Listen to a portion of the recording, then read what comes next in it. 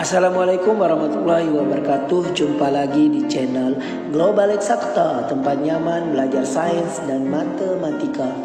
Adik-adik, kali ini saya akan mengajak adik-adik untuk mempelajari tentang persiapan PAS, penilaian akhir semester IPA kelas 7 semester 2 bagian yang ketiga. Jangan kemana-mana, tetaplah di video ini sampai habis. Bagi yang baru bergabung, mohon dukungannya agar channel kami terus berkembang dengan menekan tombol subscribe dan aktifkan lonceng notifikasinya agar tidak ketinggalan dengan video-video terbaru dari kami. Adik-adik, langsung saja kita bahas persiapan PAS, penilaian akhir semester IPA kelas 7 semester 2 bagian yang ketiga. Bagi adik-adik yang belum melihat bagian pertama dan kedua, silakan lihat di video kami yang sebelumnya. Oke adik-adik, untuk soal nomor 1, perhatikan grafik hubungan jumlah penduduk dan pencemaran lingkungan di bawah ini. Oke, perhatikan adik-adik grafik berikut ini. Oke, ini pencemaran udara di sumbu Y, di sumbu X jumlah penduduk, di mana grafiknya seperti ini, makin lama makin naik. Ini artinya semakin banyak jumlah penduduk ya, ke kanan ini kan semakin tinggi ya. Jadi kalau ke kanan semakin banyak penduduk, ke atas semakin besar pencemaran udara. Jadi ini makin banyak penduduk maka pencemaran udaranya makin tinggi. Oke adik-adik, kita lihat kesimpulan yang tepat. Yang A, semakin banyak jumlah penduduk pencemaran udara berkurang. Ini salah ya, berbanding terbalik. Harusnya semakin banyak jumlah penduduk semakin tinggi pencemaran udara. Yang B, semakin banyak jumlah penduduk pencemaran udara semakin. Oke, ini jawabannya yang B.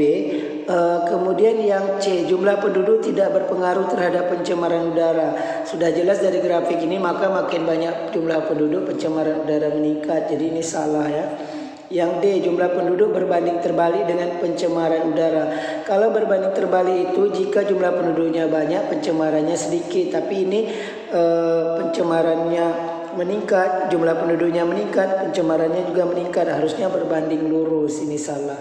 Jadi jawabannya B.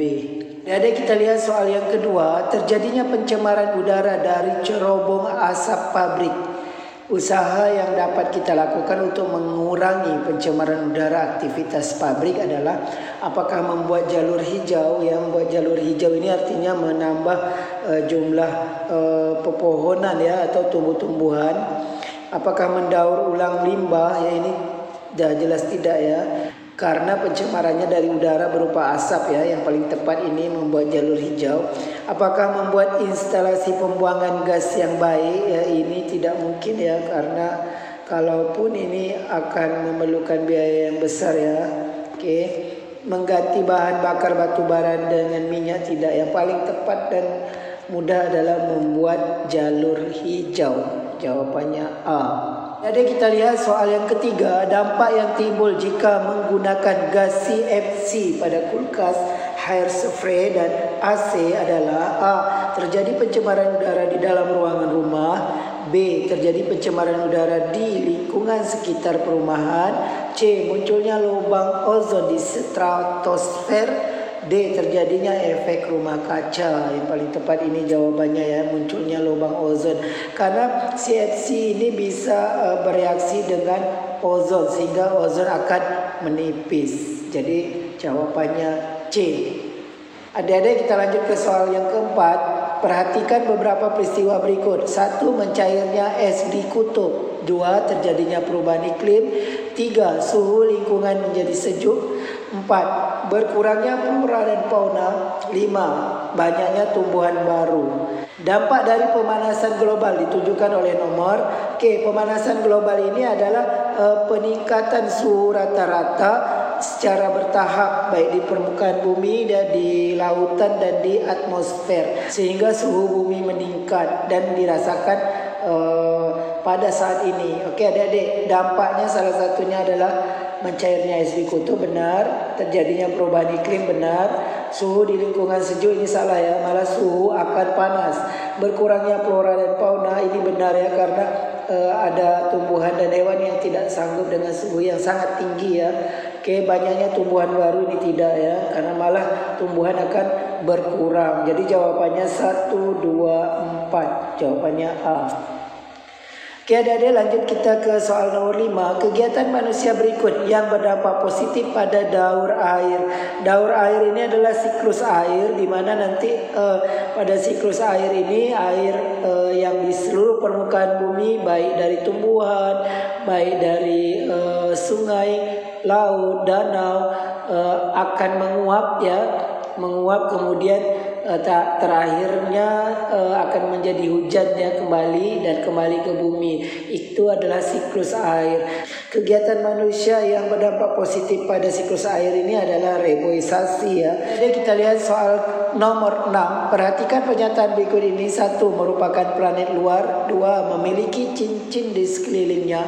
3. Planet terbesar dalam tata surya. 4. Memiliki 2 satelit yaitu Phobos dan Deimos. Dari pernyataan tersebut yang merupakan ciri-ciri planet Saturnus adalah, oke kita lihat apakah planet Saturnus merupakan planet luar. Ya benar ya, karena planet dalam kan Merkurius,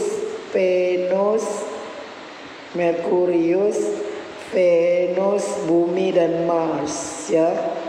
Sedangkan planet luar selain 4 ini ya. Oke, jadi Saturnus termasuk. Memiliki cincin di sekelilingnya ya planet Saturnus ini terkenal dengan cincin di sekelilingnya. Planet terbesar tidak, karena planet terbesar ini adalah Jupiter ya harusnya ya. Oke, memiliki 2 satelit Phobos dan Deimos. Ini satelit dari planet Mars ya, bukan Saturnus. Jadi jawabannya 1 dan 2A. Oke adik-adik, kita lanjut ke soal yang berikutnya nomor 7. Saat terjadi gerhana bulan, urutan posisi antara bumi, bulan dan matahari adalah apakah A. matahari, bulan, bumi, atau B. matahari, bumi, bulan, C. bumi, matahari, bulan, D. bulan, matahari, bumi. Oke adik-adik, gerhana bulan ini apabila bayangan bumi menutup bulan ya. Jadi bumi berada di tengah ya. Oke, matahari, bumi, bulan. Jadi bayangan dari bumi ini menutupi bulan. Jadi jawabannya B. Oke adik-adik, lanjut ke soal yang nomor 8. Anggota tata surya yang dikenal dengan bintang pagi atau bintang senja ya, yang karena terlihat berkilauan di timur saat terbit matahari dan saat tenggelam ya di barat, yaitu planet ya, kita semua sudah tahu bahwa planet Venus jawabannya. Oke adik-adik, kita lanjut ke soal yang 9 dan 10 ya. Perhatikan pernyataan berikut. Yang pertama, perbedaan waktu. Yang kedua, perbedaan lama waktu siang dan malam. Yang ketiga, gerak semu harian matahari. Yang keempat, perubahan rasi bintang. Yang kelima, terjadinya siang dan malam. Yang keenam, gerak semu tahunan matahari. Yang ketujuh, pembelokan arah arus laut. Yang kedelapan adalah adanya perubahan musim. Oke, itu yang nomor 9 yaitu apa akibat dari rotasi bumi. Sedangkan nomor 10 revolusi bumi. Oke, kita lihat mana dari 8 pernyataan ini yang merupakan akibat rotasi bumi dan revolusi bumi. Oke, perbedaan waktu ini adalah akibat dari rotasi bumi ya. Sedangkan perbedaan lama waktu siang dan malam itu revolusi bumi. Gerak semu harian matahari itu rotasi ya. Sedangkan gerak semu tahunan itu yang revolusi ya, revolusi bumi. Perubahan rasi bintang akibat dari revolusi bumi ya. Terjadinya siang dan malam rotasi ya, ini sudah jelas. Pembelokan arah arus laut itu akibat dari rotasi. Perubahan musim ini sudah tahu ya, perubahan musim akibat revolusi. Jadi rotasi, revolusi ya berurut ya. Berarti untuk nomor ganjil itu rotasi. Jadi yang rotasi yaitu 1, 3, 5, 7. 1, 3, 5, 7 jawabannya B. Untuk yang revolusi 2, 4, 6, 8 ya jawabannya D. Seperti itu adik-adik. Adik-adik, semoga informasi singkat kali ini dapat membantu adik-adik yang lagi persiapan menghadapi PAS penilaian akhir semester genap untuk mata pelajaran IPA kelas 7 SMP. Semoga bermanfaat. Demikian video kita kali ini. Terima kasih atas perhatiannya. Sampai jumpa pada video yang berikutnya. Jangan lupa like, share, dan subscribe channel ini.